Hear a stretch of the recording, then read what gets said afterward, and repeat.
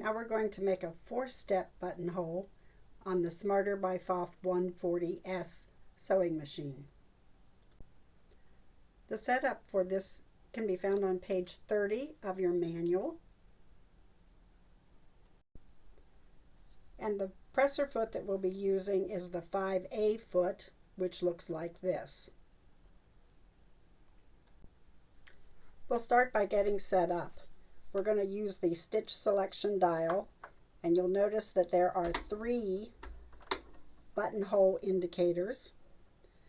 This one says 1, this one says 2 and 4, and this one says 3. Begin by putting the number 1 stitch in place by aligning the number 1 stitch with a little tick mark on the machine. The stitch length on this dial up here is going to be set where the picture of the buttonhole is, between 0 and 1. And you can set it anywhere in this range that you want. That's going to control the density of the stitch. I'm going to set it about halfway between 0 and 1. And then up here on the width dial, we'll set it at 6. You can adjust this a little bit if you want to make it a little narrower, but do a test buttonhole first to be sure that you want to do that. And the tension, we can leave the tension set at 4, or you could loosen it just a little bit to 3.5 or 3. I'm going to leave it set at 4 for our sample buttonhole.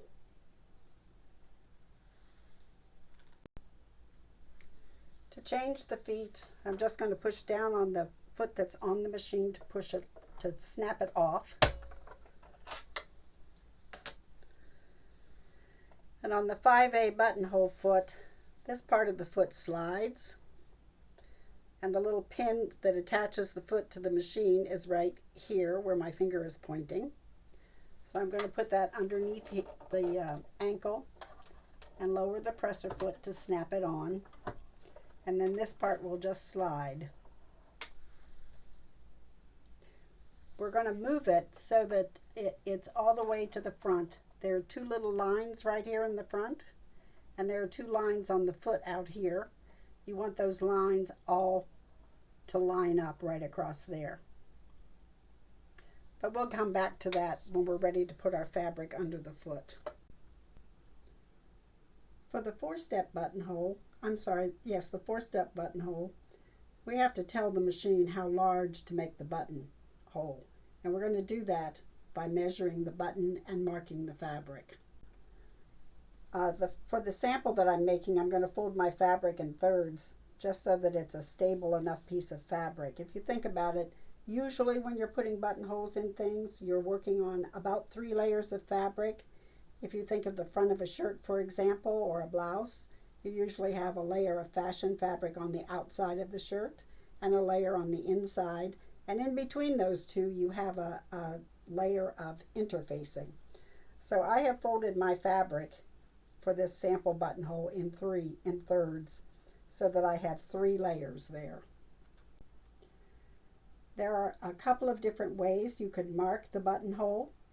If you're only going to do one and you don't have to make sure that you have others that have to be the same size, you can put the button down and you can just put a mark here at one edge and use a fabric marker. I'm using a pencil, but you really should use something that you know can be washed away.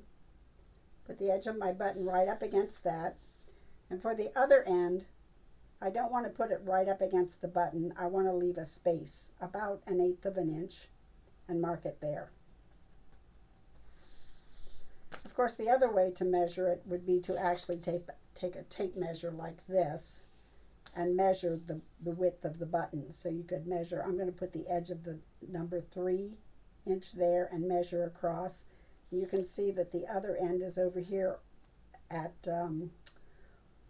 almost 5/8 of an inch. And you don't want it to be just the exact diameter of the button. You need to leave a little bit of space. So I would come over about 2 tick marks or maybe over to this one, so about 3/4 of an inch. And if I measure how I marked it here, it is about 3/4 of an inch. So that's two different ways that you can mark the fabric for your buttonhole. It does have to be marked for both the beginning and the end of the buttonhole. So back at the machine, I like to put my needle thread down underneath the foot. You don't have to do that to make the buttonhole, but I like to do that. So I use a pair of tweezers and just stick it down there, take the tweezers under and pull it under. And you can put the thread tails, usually we put them to the back of the machine, but in this case for the buttonhole we can just pull them over here to the side. I'm going to put my fabric underneath the foot. And this front mark, I have the two marks here. Here's the back mark and the front mark. I'm going to put the front mark under here, and I'm going to hand turn my needle down into that mark. And then I'm going to move the foot slides, and you see there's a little red mark here, and on the part that's stationary here that's hooked to the machine, there are two little red marks, one right here and one right here, and they are aligned with the mark that I made on my fabric. Well, I want those two little marks to line up with this very front mark here on the sliding part of the foot. So I'm going to line those up just like that, and then put my foot down. Make sure that my fabric is oriented the way I want it, and put the foot down. And now well, you can see my mark where I marked the fabric right here. We're going to sew. So remember on my stitch selector over here, I have the number 1 stitch for the 4-step buttonhole in there. So I'm going to come back over here and I'm going to start to sew. And as I sew, I have to watch to see when that back mark, when the needle goes into that back mark. So let me get my camera set up here so you can watch it sew.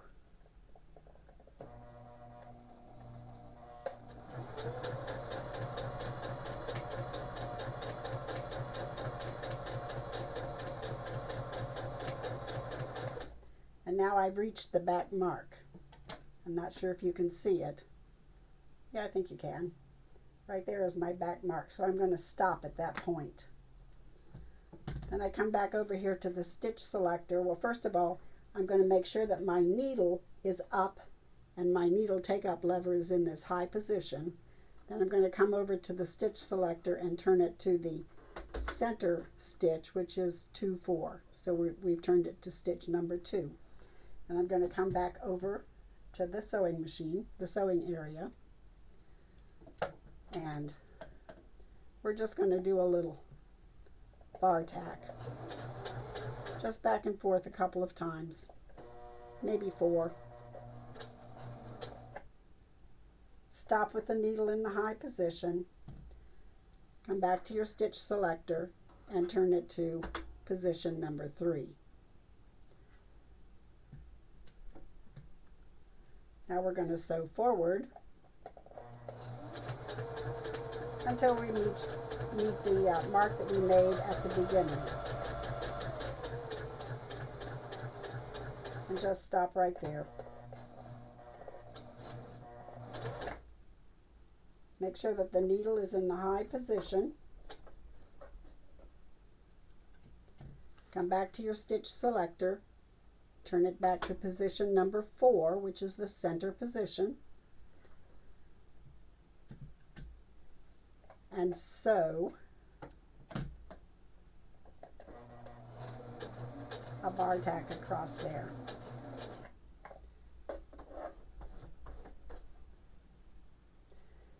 I'm going to leave my needle down in the fabric and just raise the presser foot so you can maybe see what it looks like. And I'm seeing that my the distance between the stitches is a little farther apart than I'd like it to be.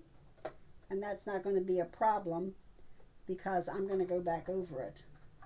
I don't know how well this is going to be because normally you would just go around again. You wouldn't move it. I'm just trying to get it aligned the same way. So in this case, I'm going to go back to my number 1 position on the stitch selector and stitch back down this column again.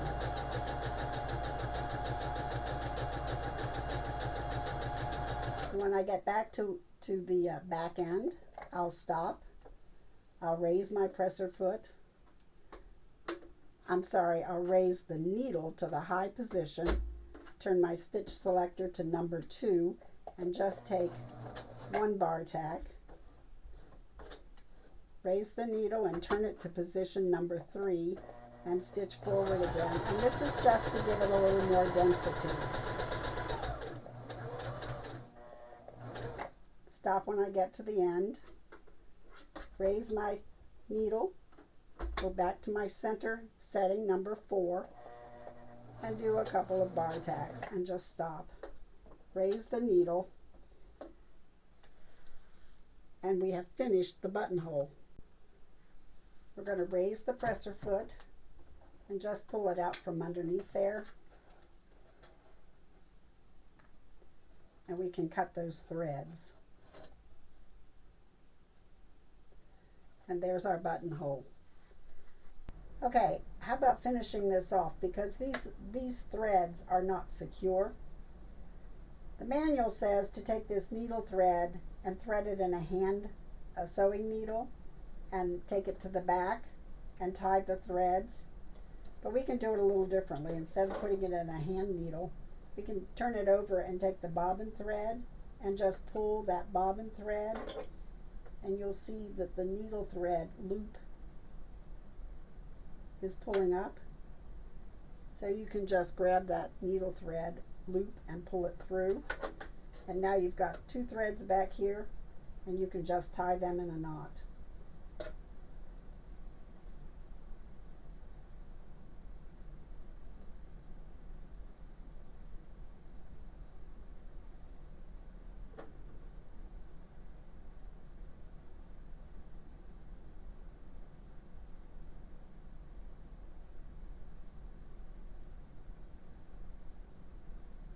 Like so.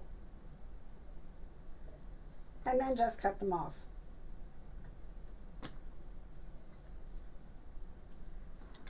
Now to open the buttonhole, you're going to use a seam ripper or a small pair of scissors. But before I cut it open, I like to use a drop of fray check. This is fray check. It's a seam sealant, and it comes in a dropper bottle like this.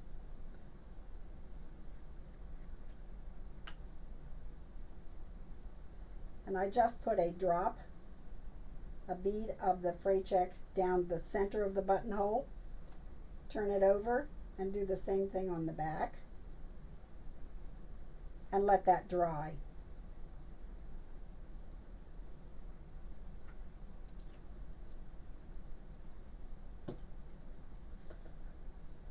You can dry it with an iron, or you can just let it air dry. I'm not going to take the time now to let it dry, but you want it to dry before you cut it open. And what that seam sealant does is when you cut this open, there will be little ends of fibers sticking out there, and the fray check helps to keep those kind of glued in place so it doesn't look raggedy. It just makes a neater looking finish. So to cut it open, I'm going to put my seam ripper right down in the center between the columns, and carefully, very carefully, push it to the end, and do not cut through the bar tack. You want to take it right up to the bar tack and stop there. Turn it around and do the same thing on the other side.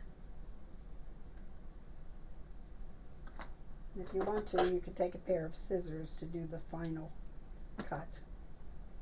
Okay, and there's our buttonhole, and hopefully our button will fit through it. Just like that. Okay, that's how you make a 4-step buttonhole.